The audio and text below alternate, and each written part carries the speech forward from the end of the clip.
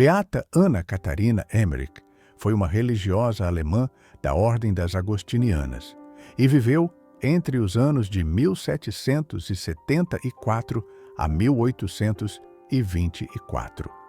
Ela é conhecida não só pela sua vida de profunda fé e oração, mas também pelas intensas experiências místicas que viveu.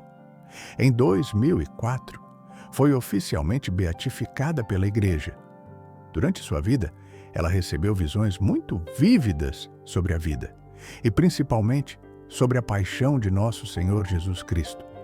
Essas visões, segundo os relatos, aconteciam durante momentos de êxtase espiritual, nos quais ela contemplava detalhes impressionantes da missão de Jesus. Nos últimos anos da sua vida, Ana Catarina foi acompanhada por Clemens Brentano, um poeta e escritor que se converteu ao catolicismo. Ele ficou tocado com as experiências dela e passou a transcrever tudo o que ela narrava, traduzindo do dialeto local para o alemão padrão. Essas transcrições foram feitas com o devido cuidado e com a aprovação da Igreja. Foram publicadas após a morte dela. O primeiro livro dessas visões foi lançado em 1833, com o título A Dolorosa Paixão de Nosso Senhor Jesus Cristo, segundo as Meditações de Ana Catarina Emmerich. Essa obra traz descrições muito detalhadas dos sofrimentos de Cristo, incluindo a dramática cena da crucificação. Inclusive, essas visões inspiraram obras como o filme A Paixão de Cristo. Segue agora alguns pequenos trechos descritivos da crucificação, conforme narrados nas visões da Beata. Logo após a chegada ao Calvário, Jesus é deitado sobre a cruz pelos soldados. Emmerich descreve esse momento com uma riqueza de detalhes que impressiona e comove profundamente. Ela relata assim: Jesus, imagem viva da dor, foi estendido pelos carrascos sobre a cruz. Ele próprio se sentou sobre ela e eles brutalmente o deitaram de costas. Colocaram-lhe a mão direita sobre o orifício do prego no braço direito da cruz, e aí lhe amarraram o braço. Um deles se ajoelhou sobre o santo peito, enquanto o outro lhe segurava a mão que se estava contraindo.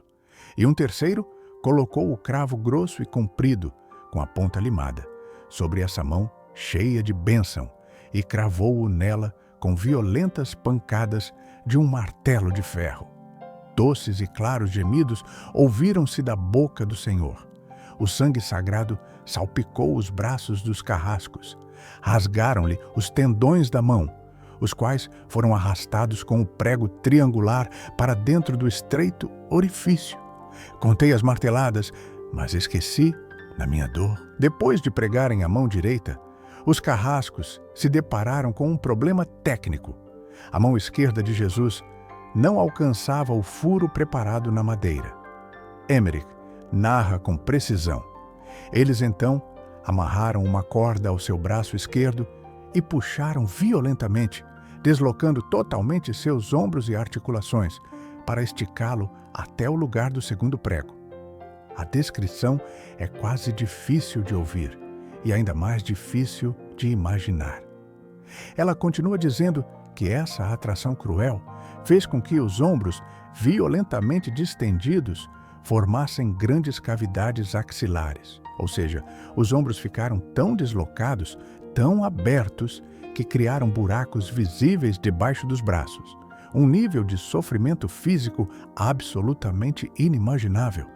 E mais uma vez, os carrascos ajoelham-se sobre o corpo de Jesus para mantê-lo imóvel e então pregaram o segundo cravo na mão esquerda. Jorrou alto o sangue e ouviram-se os agudos gemidos de Jesus por entre as pancadas do pesado martelo. Os braços do Senhor estavam tão distendidos que formavam uma linha reta.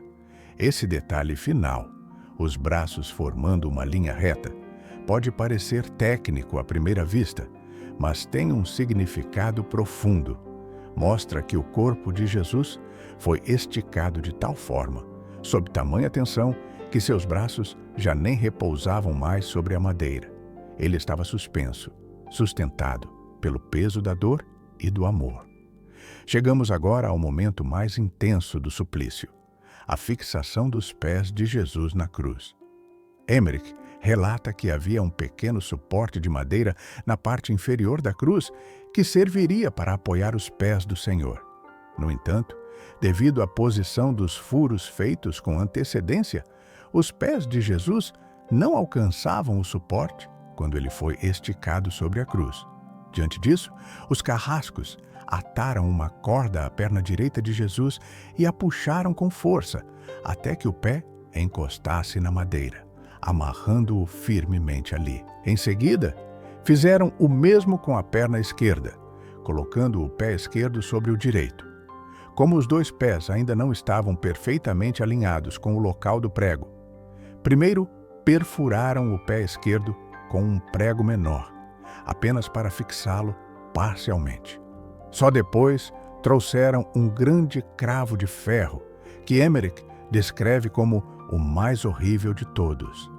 Com esse cravo, transpassaram ambos os pés de uma só vez, atravessando o pé esquerdo e o direito, até que o ferro passasse pelo orifício do suporte e penetrasse profundamente na madeira da cruz.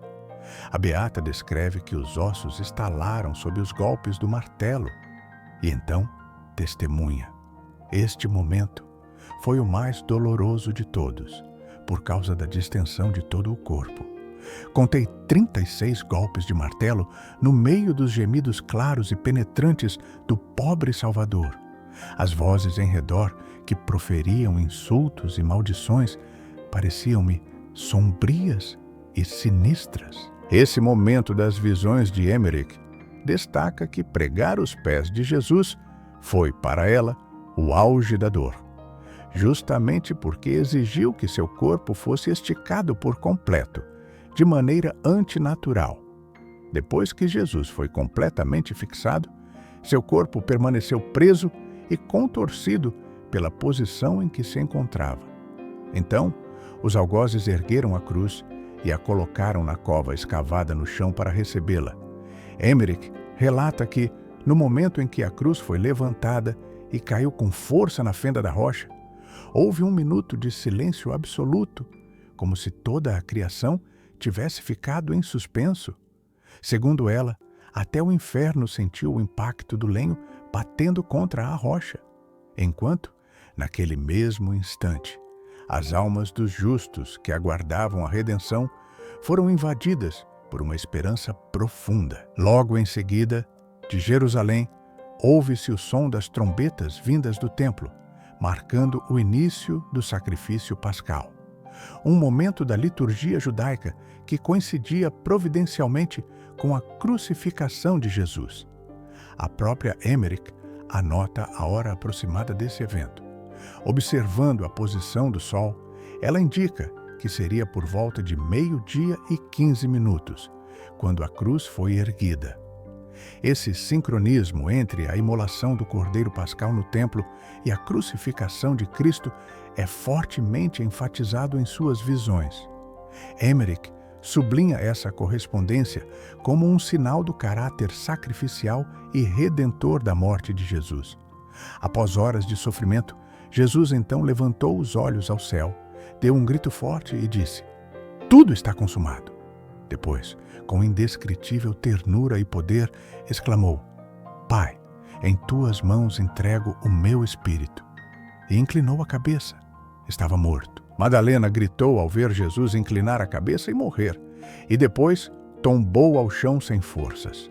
João e algumas mulheres a ampararam. Ela não queria sair dali. Dizia que só a morte poderia separá-la do corpo de seu mestre. A Virgem Mãe caiu de joelhos e estendeu os braços como se quisesse amparar o filho. Ela viu e sentiu sua alma sair do corpo. Seu rosto tornou-se ainda mais pálido, mas ela permaneceu em pé, sem gritar, sem chorar, apenas com o olhar fixo em Jesus morto, em silêncio absoluto.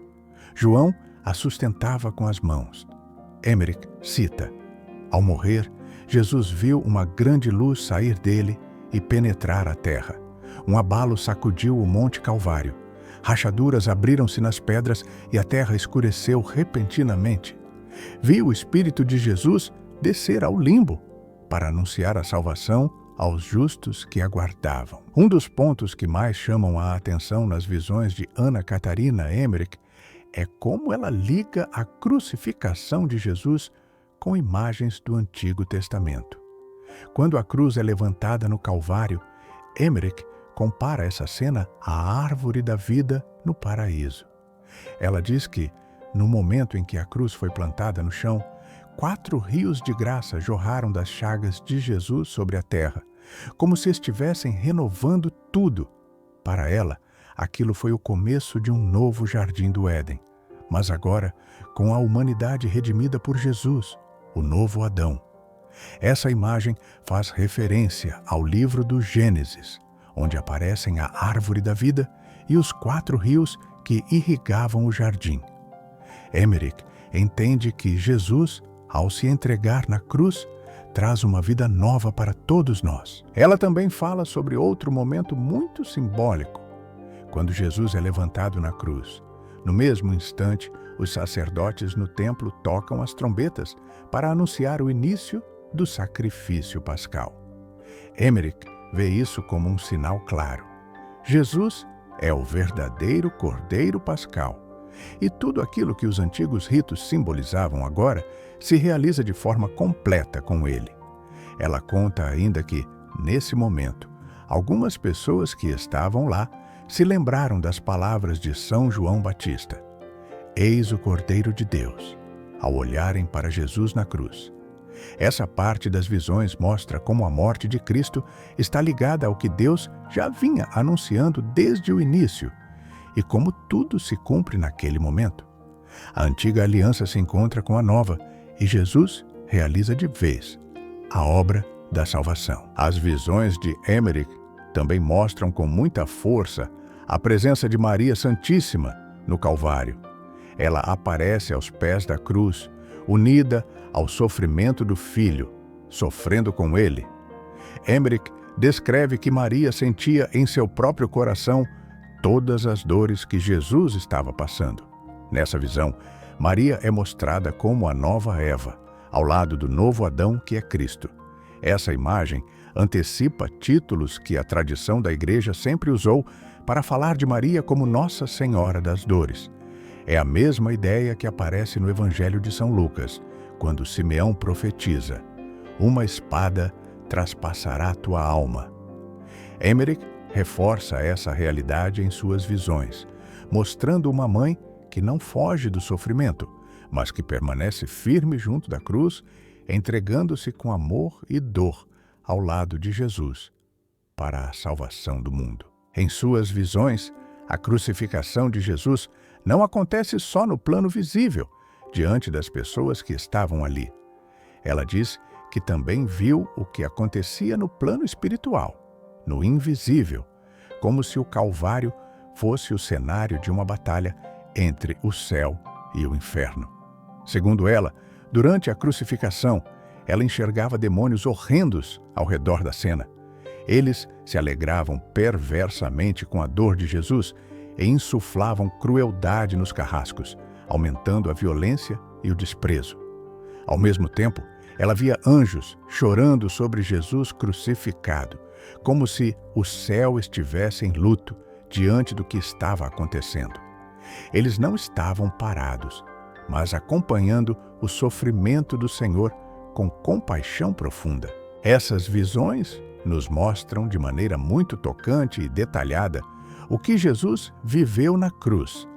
Elas combinam a dor física dos últimos momentos de Cristo com uma leitura espiritual mais profunda, mostrando que tudo aquilo fazia parte do plano de Deus e que cada passo da paixão tem um significado que vai além do que os olhos podem ver. É importante lembrar que essas visões não fazem parte do ensinamento oficial da Igreja, mas são reconhecidas como revelações privadas, que, quando bem compreendidas, podem ajudar os fiéis a viverem o Evangelho com mais profundidade. E ao longo dos anos, muitos católicos têm encontrado nessas páginas motivos de conversão, consolo espiritual e um amor ainda maior por Jesus crucificado. Essas visões reforçam aquilo que é central na nossa fé: o amor sacrificial de Cristo, a compaixão de Maria junto ao Filho e a vitória sobre o mal pelo caminho da cruz. Que meditar sobre esses sofrimentos nos aproxime ainda mais do coração de Jesus.